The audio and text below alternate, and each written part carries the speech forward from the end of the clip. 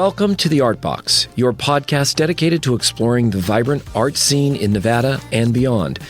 Join us as we embark on a journey through galleries, theaters, studios, public lands, and streetscapes, meeting the artists, curators, archaeologists, nature lovers, and cultural influencers who shape our creative community and our world. Whether you're looking for your next cultural adventure, seeking inspiration for your own artistic pursuits, or simply curious about the world of art, tune into The Art Box. Together, let's open up a world of creativity and imagination. Let's dive in. Dreams, what if the night is about you and me? So lift your head up to the sky, the witness of your infinite. All right, this is MJ with the Art Box, located in the STEAM Center of Mesquite, Nevada. And I am privileged to be with Amber and Edj, who own and operate probably one of the coolest places ever. And it is Donkey Dream Sanctuary, located in Scenic, Arizona, which, I'm going to be really honest, the time difference messes me up every time. So, I'm just fascinated. This was not your lifelong dream, or was it? It's actually a really good question. I don't think we knew it was our lifelong dream, but as we run this organization, and we wish we owned it, but as a nonprofit, we are the co-founders. Okay. No one owns these donkeys except for Donkey Dreams itself. So Interesting. we're just stewards and caretakers for these guys. But we really, when we look at our lives and everything we've done in our lives, it was all preparing us for this journey that landed in our laps a number of years ago. We both knew that we wanted to do something with animals, and we actually thought it was going to be elephants in Thailand when we were retired. I don't even know what retirement means anymore because we went the opposite direction. We decided to start our family in our 50s when everyone we know are empty nesters and enjoying a little more time and space in their life. So we went the opposite direction. But yes, definitely something that has been in our hearts to care for animals, and started with wild Mustangs, loved them. But then all of a sudden one day we both looked at each other and still don't know who came up with the idea of donkeys. It was probably simultaneously we decided to look into donkeys. A lot of people help the Mustangs. There are a lot of great organizations helping the Mustangs, but the burros are often forgotten. I know I was surprised by it. I think a lot of people out there listening would be shocked to know how many of them are really in the wild. That, I think we all kind of think of them as, oh, they're cute, and somebody has a ranch with horses and cows and they have a couple of donkeys, and isn't that cute? But that's really not the case. Yeah. Actually, I'm going to let Edj talk a little bit about this because you are the one who read the research that donkeys were the second animal to be... The donkey nerd? Is that what yeah, you're the donkey nerd. Nice. I think that's an incredible compliment, by the way. Exactly. I want to be married to a donkey nerd, yes. But you study a lot about their history, and there isn't a lot of information about donkeys because people just haven't been that interested in documenting it. But Edj discovered some things about the origin and where they came from and the domestication. So I'll let him jump into that, and then we can talk about why there are wilds in this region. So horses always get the majority of the share of attention from people, right? Right. When people think of equines, immediately they think of horses. And why not? There are these big, beautiful animals that are so majestic, and they're part of the American icon of the Wild West and horses, and they're such a part of our history. But when you look at it on a global scale, this is kind of interesting that horses have been with humans for roughly 3,000 years. Okay, that's how long they've been together. And when you go back in time, the oldest domesticated species are dogs. At 10,000 years, they've been with humans. And so that's why dogs recognize human emotions so well, and they respond to us almost innately. Right? Well, it turns out that donkeys have been with humans for 7,000 years. Wow. So over twice as long as horses. Right. And somehow people don't realize that. And they have such an integral part of human history of, they were our first trucks. They were the first machines that we were using. And unfortunately, in our very human way, that's how we use them, was as a means to an end. But donkeys ended up with a lot of that same recognition of human emotions and the energy that you bring into their pens and when you interact with them.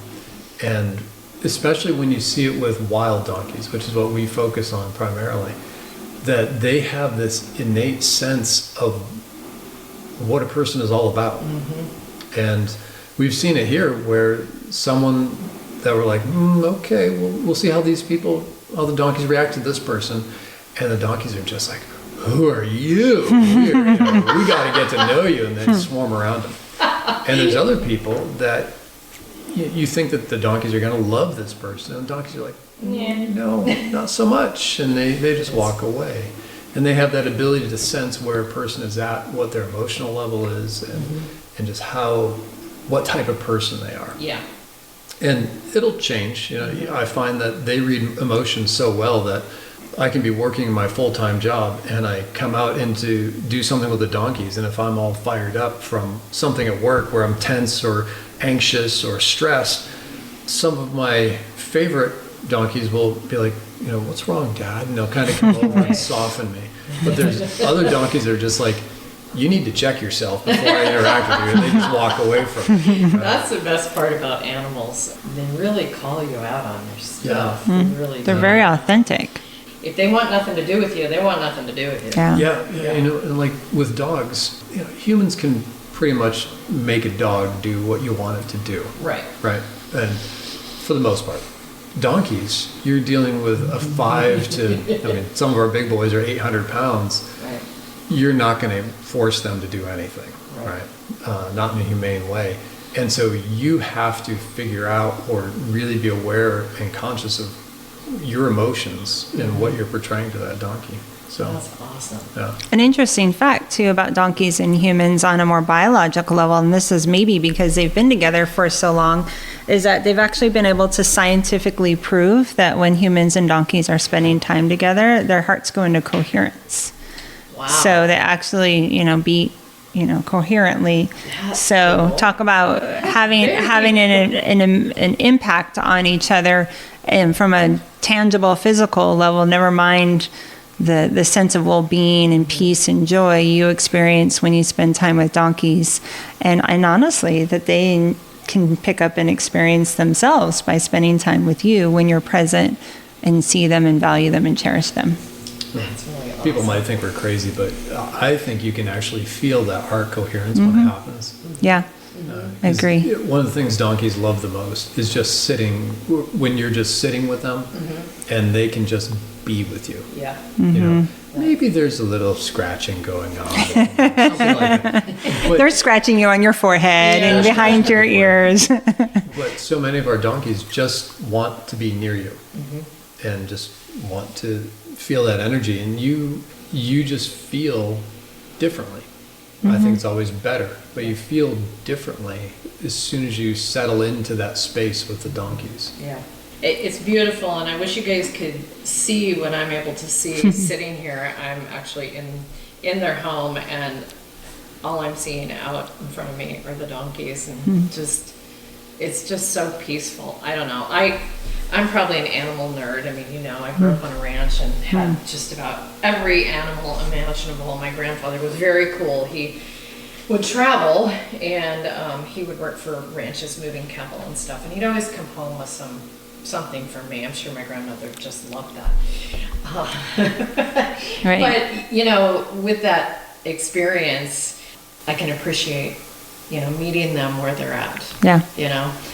I know when I was here a week or so ago, I mean, they'll tell you.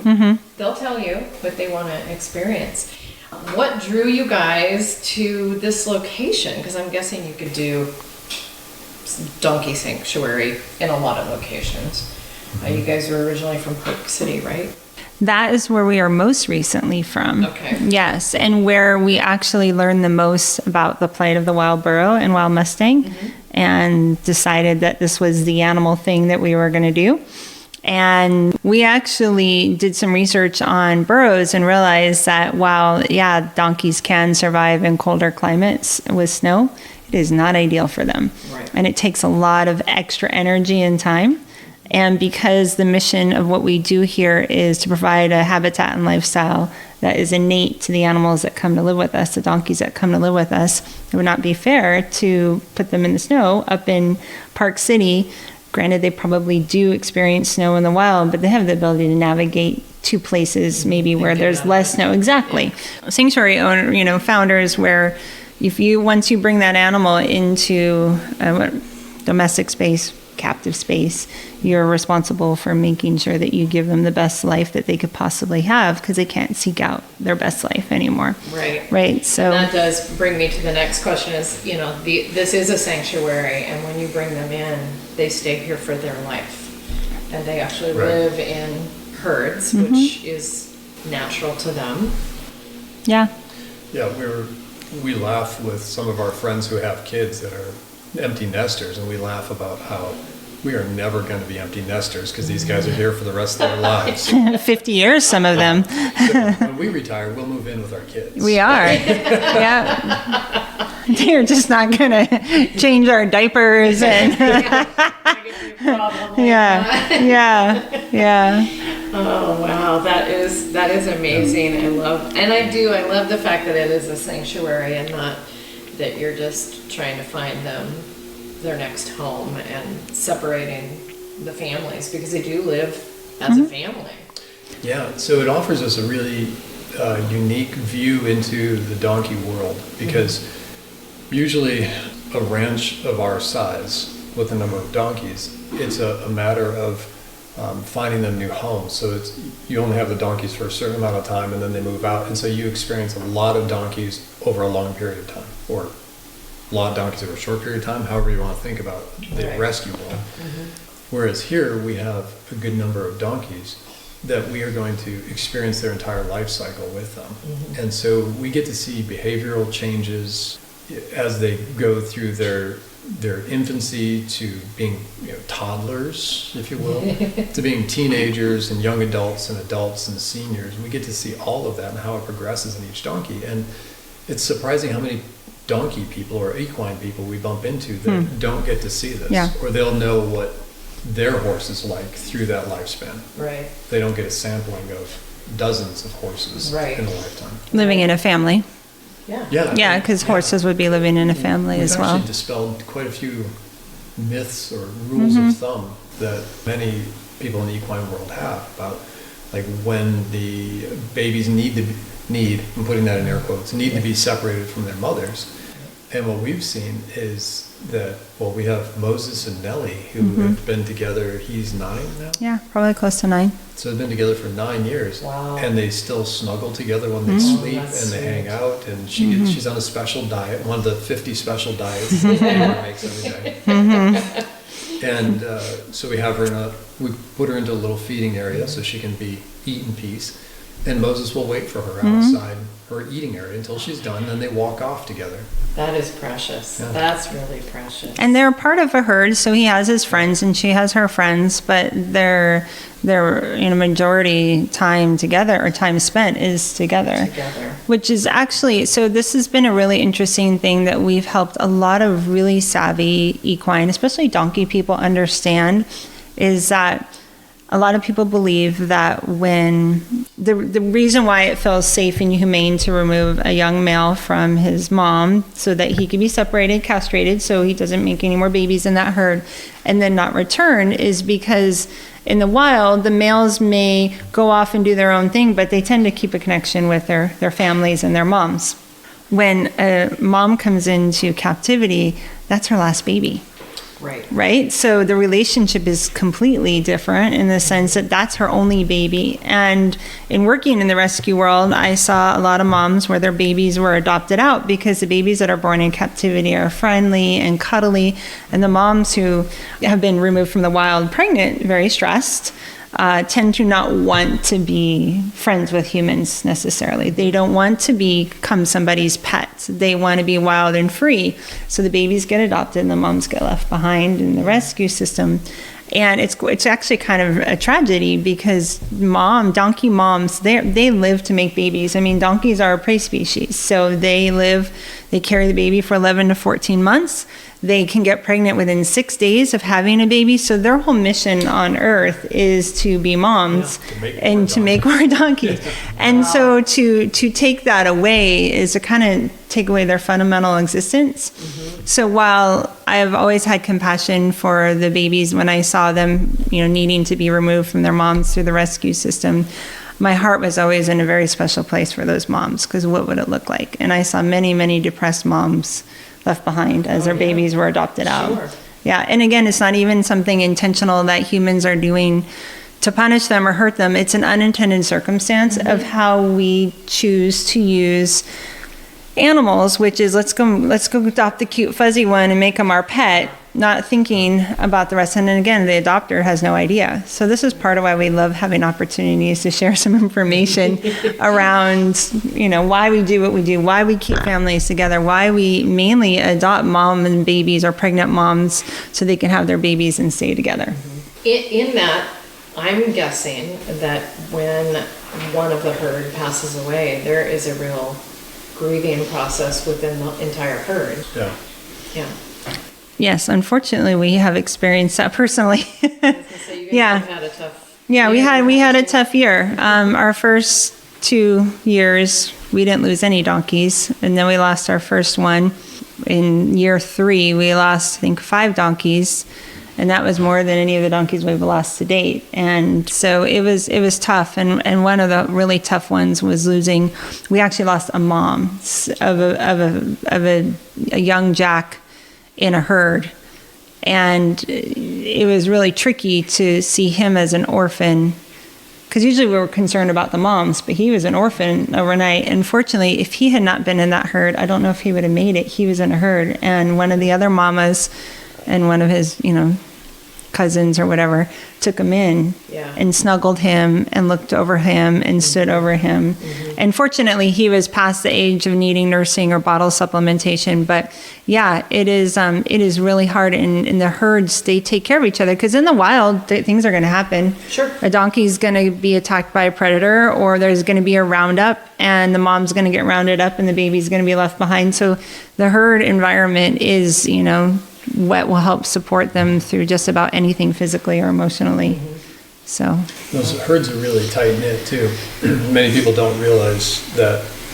You think of herds of wild horses and you think of these big herds that just flow over the grasslands. Sure. Right?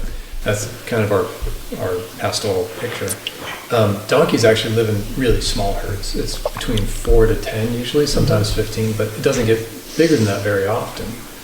And so it's a really tight-knit group, and as we say, it takes a herd to raise a baby. yeah. They watch out for each other's kids, and the Well, that's aunties kind of play how a it big is role. in humans too. I mean, when I was growing up, I always knew the eyes were on me. Yeah. The aunties and Right, you didn't get too much. Yeah. Everybody kind of knew. Yeah. Right. Well, Right. it's funny that I guess we don't think about this very often, but these donkey moms and the aunties, they will actually discipline the kids. Sure. They will keep them in line. And so when mom's eating or doing something else, auntie will keep the kids in check. Yeah. And it's pretty cool to see that. That is cool. And again, we've actually had the reverse adoption thing happen when we took over this place. When we bought it, there was a couple of donkeys that were young. Their moms were adopted out and the kids were left behind. Oh. Right? And how old were kids when they? They were 3, so that was a little too long for them to have been together with their moms. I don't think there's ever a good time, but they had decided, they had come to think that this was their normal family lifestyle. This is my lifestyle, yeah. And those 2 young donkeys developed some behavioral issues, that they were a little bitey with humans, and they would Sassy. They were sassy. They would walk up behind you and give you a head flick and knock you off your feet practically. And push other donkeys around. Yeah, and Amber has this great sense for where donkeys belong, like in a herd or who needs to be with who, and we can talk about bonding later, but she moved these 2 donkeys into another herd that had a very strong matriarch type. Major. Yeah. Yeah. And Elsie. it was really. Oh, Elsie. Yeah, because she knows That's right, I Elsie. know Elsie, but- Yeah. And Elsie, it's interesting. She took them under her wing. Yeah. Under her hoof, under her mane. Yeah. Yeah. I don't know. We're gonna have to come up And with she one would for that. discipline them. She would That's put them in their awesome. place, but she would also run and play and sleep together. Snuggle with Yeah. them. That's cute. Yeah, They needed was it. really cool. Yeah, they Yeah. did. They did. Just like in humans, they need structure. We all thrive on it. Really. Yeah. Yeah.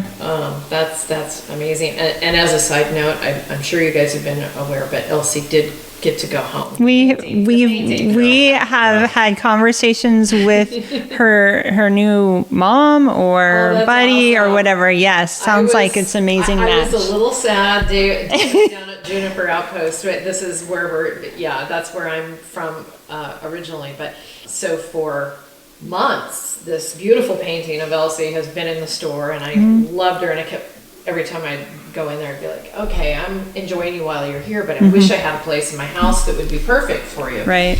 And so when David sent me a text and said Elsie just went home to her new forever home, I went, I love it. man, I was really I know. She has a presence. She actually was with us a couple months before we were able to contact David and Charlotte at Juniper Outpost. And they were just so excited to come meet her. And the minute they met her, they're like, yes, she will help her find a home. And when she left, so when she left, this painting left, we kind of, we know the emptiness, the void, Yes, right? It really is a void. I feel it in the store. It's like she was always right there for so long. And now lifelike. She's got very lifelike. And for anyone listening to this, they're like, what are you guys talking about? There is a gal, and if I mess up the story, tell me, but she has her paintings at Best Friends up in Utah, correct? And she came down. She wanted to just come down and do a painting of the donkeys. We've never met her before. She contacted us out of the blue, wanted to come meet the donkeys and gift us a painting as a donation. And she's a well-known artist, so the gift was quite a gift financially for the organization. Yeah, and it was beautiful. She had, for me, it really, growing up in the horse world, I took one look at that picture, and my favorite place on any horse, donkey, whatever, is right on that nose, per se. You know, it's probably one of the softest places you can, and she captured it so well that I looked at it, and it was like at one point I walked over and actually touched it. 'Cause it was just so real. She did a beautiful job. So yeah, I know the new owners are very, very thrilled to have that painting. And but just so you know that Elsie, the real Elsie, the one with the beating heart, is here at Donkey Dreams, and I got to meet her. She's really sweet. I can't imagine what it takes to run this place. I just can't even fathom. And We couldn't imagine it either. Yeah. not just financially, but emotionally, and the time that is spent. Gabriel, I mean, he's an obvious story right now, who came to you from the wild, and he was young.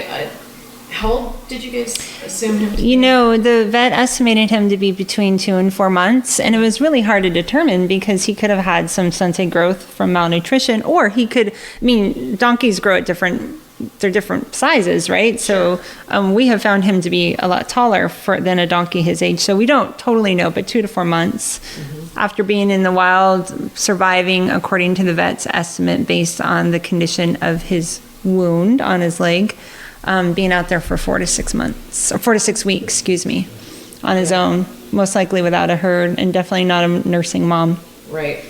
And so he came to you injured. I gotta ask, how far away do you have to search for a vet that is qualified to really help you in these situations? Because he is an amputee, and you guys have worked tirelessly at getting him a leg, which has been fun to watch, and it's exciting. And I know he has a new leg that because he's growing, that has to change also. But really, where do you search out a vet that is qualified in the world of donkeys? Well, we go to Las Vegas because there's a equine veterinarian group that's down there, and they help us out quite a bit. And when we need in-hospital care, that's where we go. We are really, really fortunate to have Amber cultivate this amazing group of support veterinarians and knowledge-based people that help us out. Everything from the top hoof care expert in the nation for donkey hoofs to another consulting vet that we work with, specialized in wild burros, which is, it doesn't sound like it'd be very different, but the veterinarian care for a wild burro is very different than for a domestic donkey. And then for Gabriel, Amber actually, we can't forget the veterinarians in California at UC Berkeley. Yeah, UC Davis. UC Davis. Mm-hmm. Yeah. Yeah. And then, We're just very grateful. I think people believe in our mission and they want to help us. And then Gabriel actually has the top equine amputee specialist out of Wyoming that consults with us, and he actually came here to do an evaluation and some work on Gabriel. Wow, that's awesome. Yeah. Yeah. Yeah, it's a big network. And I'm assuming that was those a big resources. concern too when you guys decided to do this, It's It was. Yeah. We actually knew from working with donkeys in this area, we knew that veterinarian solutions didn't exist. And that was a challenge for anyone else in this area doing donkeys. Almost to the point where it didn't seem like it was a smart place to start. But we wanted to be here. We wanted to help the 18 donkeys that were at this ranch that we adopted when we bought it. So we just decided, like we do with everything, we'll just start looking for solutions. And for a long time, we went to Vegas a lot. Driving a wild burro to Vegas, it's only 90 minutes. But so donkeys or burros, just to be clear, a burro and donkey are exactly the same genetically. A burro is a wild donkey and a donkey is a domestic donkey. Domestic. Yeah. So we interchange, and sometimes I just call them wild donkeys to keep it simple. But you're talking about an animal who's been in the mountains and in the hills, and then you put him in a trailer with 18-wheelers going by and sounds and rattling. It's terrifying. And then when they get down there, all of their vitals and everything are totally messed up, because there are these incredible animals that when their limbic system gets challenged, it kind of just creates all kinds of stress in their system. However, it was what we did when we needed to, and then we started just asking for help, and people believed in what we were doing, and we're just sponges, and we take everything that people teach us and learn and apply and give feedback. I mean, the vets that help Gabriel, I still send them videos every time, because they're not actively helping right now, because they helped us get him off the ground from almost not making it. From a nutrition standpoint, and treating his stump and helping him heal his severed leg. We send them videos all the time, and they're just kind of a little amazed that he made it. Know that they love that. Yes, Yeah. right, because it's not the veterinarian world is very challenged. There's a shortage, and it's got actually one of the highest suicide rates in any profession. I just know I spent years and years in rescue, dogs and cats, nothing like this. All animals are worth it. And I just last night I ran into somebody who I helped place this kitten it started out feral, and she's living a dream life with these friends of mine, and I ran into this gal and I said, hey, just wanted to update you. And she said, oh my God, I love these. And it is from that side of it, when you've helped rescue, place, save, I don't care what version of it is, over time, those people stop reaching out and sharing, just kind of a natural, I think, progression of life. You get busy, you don't think, oh, they don't remember me, they don't. I can tell you, I remember every foster, every birth, every death, and it is on that side. It's nice to get those occasional updates, to know that, whatever little part you played in that rescue and placement worked and made a difference. So, yeah, I think it's really cool. Now, I know that you guys have, of course, you're always accepting donations. That I mean, that's what it's about, because it takes a huge effort to keep this place going and in a good lifestyle. So I want to make sure that when this podcast goes up, we will make sure that all links for anybody who wants to help, wants to learn more about them, go on the website, see what's happening, and become a part, whether you're near or far. You know, if you're near, they're happy to have you help come out and shovel, Snuggle, snuggle, care for. yes, all the good stuff. And I tell you, walking around out there, these guys love to snuggle. They love to snuggle. They are just super fun. It would be really tough to leave this place and not feel like you've been touched by something a little higher power, because Yeah. they're pretty amazing. I'm just sitting here watching these guys roam around, and they're really in a great place. How many do you have now? We have 10 families of donkeys, and the average family ranges from about like 8 to 12 donkeys. Wow, Yeah. Yeah. that is a lot of kids, you guys. We have a lot of kids. You have a lot of kids. Well, and you mentioned something earlier about what it takes to run this place, and you know, one of the things as a sanctuary that we are challenged most with is that when we save a family, we instantly add 10 to 12 donkeys all at once. Yeah. And this year was particularly challenging for us because we added 2 donkey families, one 11 donkeys, one 12 donkeys Holy cow. in 7 days, which was like a 25% increase in our community that was already feeling a little like a lot. But for us, it was, hey, we're going to make a decision that is going to create a lasting impact on these animals, because they will be separated. As a matter of fact, all of those families, all of our boys in those families would have already been separated from their moms. And they're still snuggling and spooning and everything, you know, had we not brought them here. So those are the moments that remind us that the hard work is worth it. But that is a challenge for us, and why the donation piece is so helpful for us. Because while we may not be rescuing a donkey every week or two, that oftentimes that becomes appealing to people to help that one donkey who's being rescued. What we do is we rescue in whole families, which means we go, and then we have to assimilate resources, labor, you know, money, that kind of thing. And so as a 100% volunteer organization, anytime someone donates, it's going directly to the care of those donkeys. For us, we decided at this stage of the sanctuary to say yes to saving donkeys and to spend any money on administration and salaries and things like that. So it's a choice that we do where we both volunteer. You know, he works full time, 60 hours a week. I volunteer 80 plus, and we have an amazing community of people who do that. And we donate the ranch and everything to the organization, because that means we can save one more family. That's awesome. How much space do you guys have? We have 10 acres. We laugh about that too, because it's a 10-acre ranch, and it's the only space that donkeys are not on is about 2,000 square feet, which is our house, the front patio and the back patio. Yes. Everything else, donkeys. Yes. It's a free for all, yeah. Yeah. Every little square inch we turned over to the donkeys. Yeah. That's great. So, and the goal is to get more land for them and to space everyone out even more and long term. And we're fortunate enough to have some land around us that we could expand into, which would be great to have some support for that financially. Yeah, yeah. It's beautiful out here, and you do have space around you, which is really beautiful. I love that you guys are doing it. I feel really privileged that you let me come out and chat with you guys. I know that you're up on a deadline to get out and get these guys fed. But I am going to step outside with them, and I'm going to interview a couple of the burros, so that we can find out their side of this.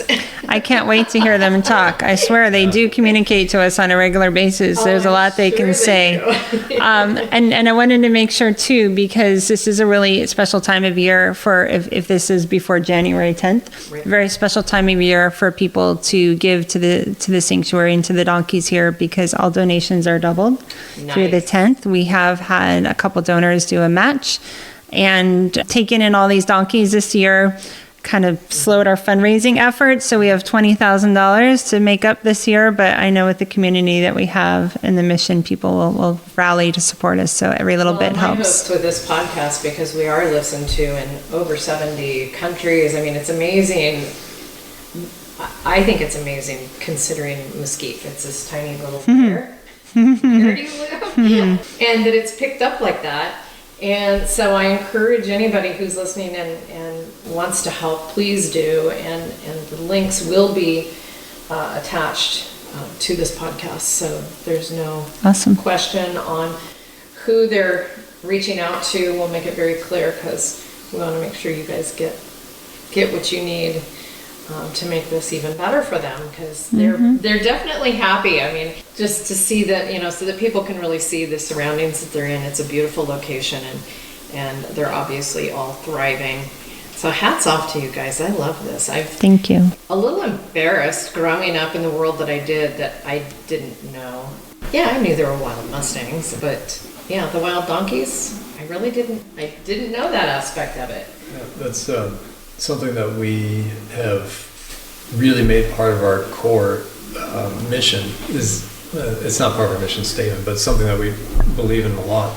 We'll have some good-natured people that want to, let's put hats on the donkeys, let's take pictures of them. It'll get a lot of interest, and it's like these animals, they're too important to do that. They are Too sovereign. Yeah. They're not the butt of a joke, Nope. although they are. And we have a mini. He's kind of big. He's like a maxi mini. And everybody says he looks like the Shrek donkey, which he does. So that's really cute. His name's Buster. But they are just such old souls. Like, it's deep. Yeah, I got that when I was walking around out there. Yeah. There's a few new ones, but old Yeah, souls there are a few new ones. Yeah, there are a few new souls out there, but the old souls, you just feel it immediately. Yeah. Yeah. They're just amazing animals that... You guys are really lucky. Really lucky. You made a great choice. We did, and that's a great point, because we actually decided to only be a one species organization. I mean, my Edge would love to have cows and, pigs, and I would love them too. But we decided that for the very reason you brought up, which is, never be embarrassed. It's just kind of like one of those things when you learn something new and you're like, I had no idea. Yeah. And then it just becomes something you're excited to share with people. So we decided to become really studied and knowledgeable about, see how I can slow that down, knowledgeable about donkeys, so that we can share all of our experiences and focus on them. They deserve this level of focus and attention and awareness. It is their time. People are curious and interested, and we are so excited to be a voice for them. You guys are doing a great job. I love it. When I'm actually at the store at Juniper and new people are traveling through, and especially with the painting with Elsie, it's really easy to bring up the conversation. Yeah. But, and I know we just got a new shipment of hats. So if you're local and you need a Donkey Dreams hat, you can get them. You can get them straight from you guys, I believe. Yep, they're on the website. And then you can go into Juniper. It'd be a great stocking stuffer, guys. Just saying. I think it's a great gift to give somebody. Yeah. Sponsor a donkey and put that in your stocking, because that means way more than a tchotchke you don't really want. Yeah, we've had many people buy their spouse's gifts or their sister-in-law's gifts because they have an interest or curiosity about donkeys, and it's a pretty meaningful and kind of priceless gift. Holidays around the corner, that's a great idea. Just hint, hint, nudge, nudge. I just really thank you guys. I could sit here for hours and talk about this with you. And, we'll maybe do a follow-up or something in the summer and kind of We would love that. see how they're dealing with the heat. I mean, now it's nice. It's perfect weather, but thank you both so much. I know there's somebody out there being a little sassy. Oh yeah, it's a sassy time of day. This is right before dinner. They get a little feisty and spicy. So they're just so cute to watch. So thank you guys for joining me, allowing me out here into your. I know it's a sanctuary, but it feels like a sanctuary. It feels like protected space. it's our bubble. Yeah, and I appreciate you allowing me in. Thanks for coming. Thank you for sharing about the donkeys. And we also have social media. And just type in Donkey Dream Sanctuary on Facebook or Instagram, and you will get to see what the donkeys are up to. Video with Gabriel. Yeah. Thank you so much. Thank you. Coming out. Hey Artbox fans, this is your favorite down under research assistant Addie. While MJ steps out back to chat with the residents of Donkey Dream Sanctuary, and yes, that means the actual donkeys, I just want to take a moment to share how much I've learned from founders Amber and Edj. Their vision for Donkey Dreams goes far beyond rescue and rehabilitation. It's about restoring trust, offering companionship, and giving these gentle animals a place where they can simply be.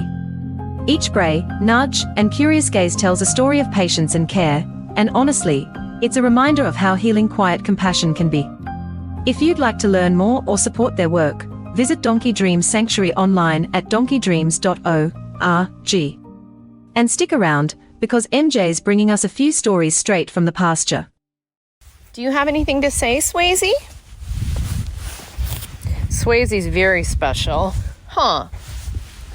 Yeah. Yeah. And Blossom? Guys hanging out, just enjoying the beautiful sun. Yeah. Well, I'd love to hear your story. Come on over. Tell me. Tell me your story. Do you get up early in the morning, or are you kind of a napper? Yeah, are you a napper? Okay, well, that's good to know. Hi. Hi. Do you want a little head nudge? You want a little head rub? There's a good girl. Yes, good baby. How about you, Swayze? No, not in the mood, huh? It's okay. Whatever you want, babe. Whatever you want. I know, Mom's getting dinner ready for everybody. Yeah, getting dinner ready for you guys. Yeah. You are sweet. You're all sweet. And I'm so thankful that you took the time to come over and say hello to me. And okay, yeah. Yeah, and tell me how happy you are here. Very nice. Bless you.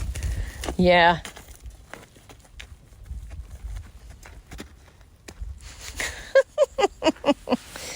Is he being a pill to you, Swayze? Yeah. Bratty boys, right? Yeah, for Mustangs and burros. Oh my gosh. And what we had heard is that this herd was rounded up using helicopters, and did Amber tell you about that? No.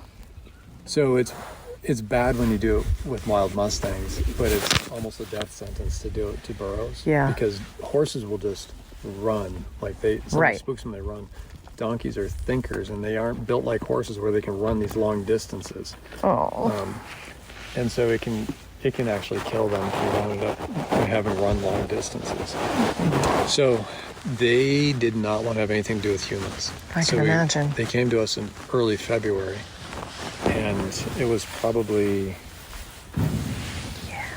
May before any of them wanted to interact with us. Mm-hmm. And this is where they are now. Wow. Like, they wouldn't even come near us. Wow. Hello, Danny boy. How are you? What you doing? You smell my puppies, huh? Yeah. Yeah, you smell the puppies.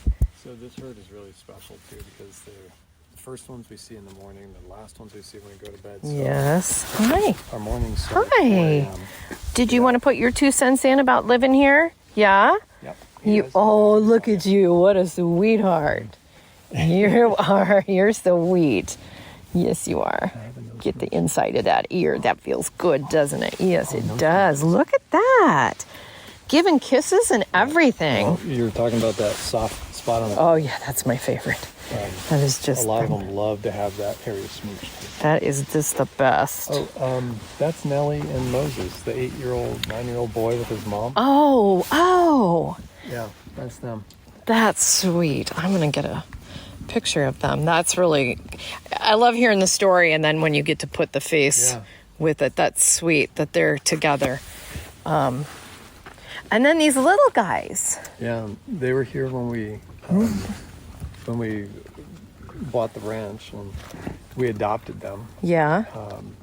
And so the smallest one in the middle, or now in the back, that's Bella. She's the mom of the other two. And so it's Bella, daughter Pepper, and youngest one is Bo, who's also the biggest one. I was going to say he's the bigger of them. He's the taller of the minis. That's funny. And if you want a really cool donkey experience, go in there with Bo. And if you get down eye to eye with Bo, he'll look at you for a while. He'll come over and he'll just kind of look at you like, you going to pet me or what? And then he'll think about it. And then if he decides you're okay, he just walks right up to you and he plops his head over your shoulder and he just like leans into you. Oh, And how he just wants you to hug sweet. him and scratch him. and How cuddle him. sweet. Yeah, How sweet. yeah, that's my buddy. That's amazing. Yeah, so, the mornings start at 4 a.m. and they end at, headlamps on. We're going in the house at 8 o'clock at night. And Sure. it makes it all worthwhile when you have these guys who are like, oh, good night, Dad. They're saying good night as you're walking in the house. And That's they're there when you get up in the cool. morning. And it's like, okay, that's why we do this. Yeah. Yeah, it is. It's why we do it. All right, well, I'm gonna right. leave with these guys and feel free to walk around and say hi to everybody. Yeah, let me know if you have questions. Thank you. Thank you. Yeah.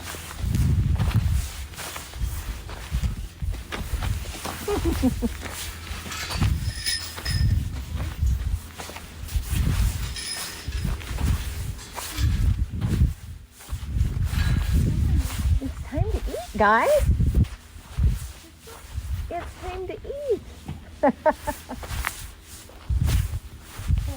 Whoops. Yeah, there you go. Donkey life. Whoops. Everything's. Exactly. Hi, babe. He is very nibbly, just FYI. Okay. He's very snuggly and sweet. He's one of the sweetest, but he's nibbly. And then this little one's sweet too. They're all sweet. You guys are all sweet. Don't nibble my toes. I know it smells like my puppies. Yeah, it smells like my puppies, doesn't it? Yeah. Yeah. No. Yeah. You guys are getting a good snub. Hi. All right. You can't get in my lap. I don't have enough lap. I have a big lap, but not that big of a lap. Hi. Hi. Hi, sweetie. Hi. All right, babes. All right, babes. Yeah. Yeah. Are you going to follow me? No nibbles. No nibbles. No, no.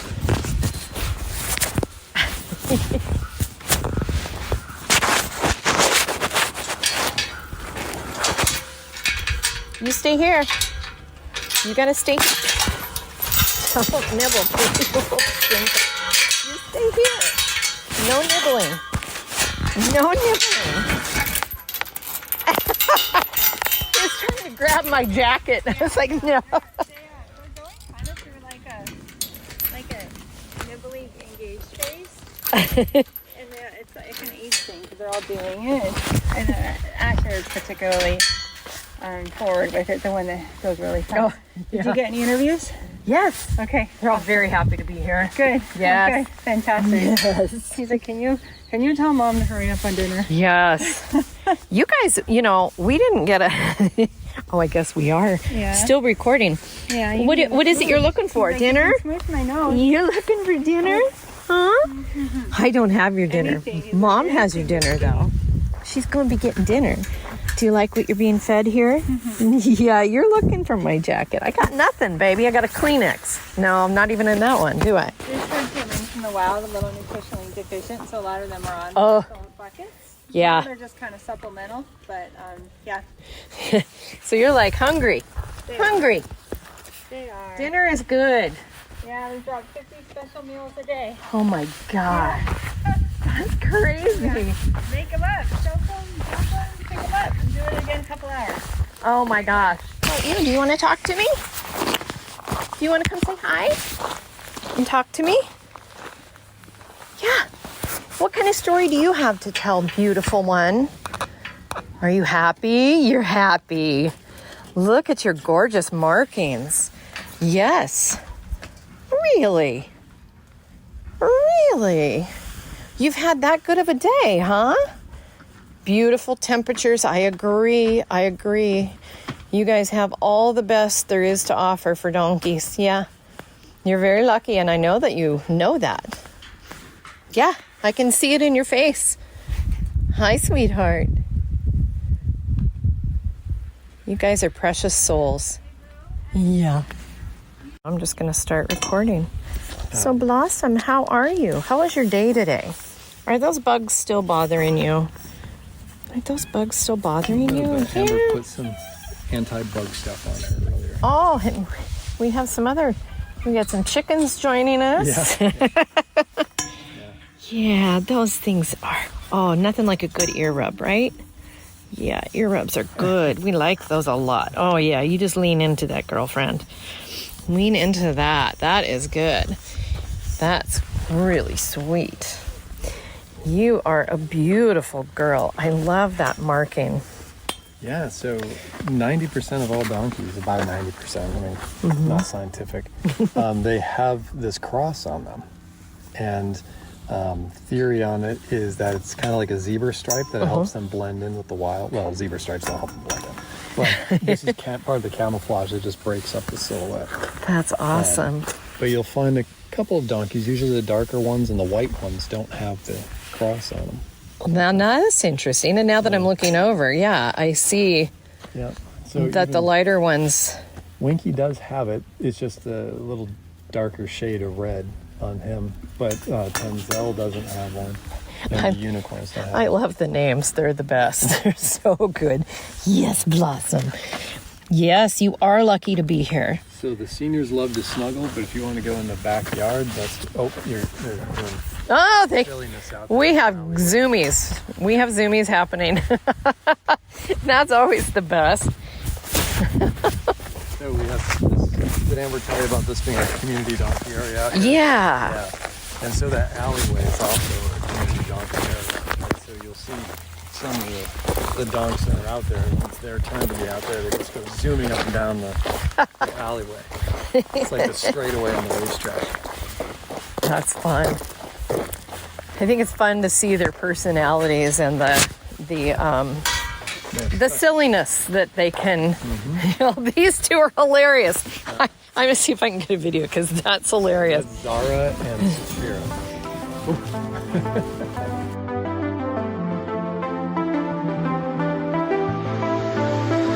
Broadcasting from the Mesquite Works Steam Center in the scenic Mojave Desert, the Art Box sponsors thank you for listening. You can find us on Spotify, Samsung, iHeartRadio, Podchaser, and Amazon Music. Please subscribe so you don't miss an episode. We are on Facebook and Instagram as The Art Box. We welcome all comments. You can email us at artboxvv@gmail.com. The views and opinions expressed on this podcast are those of its hosts and guests and do not necessarily reflect those of our sponsors. But I see the way you move.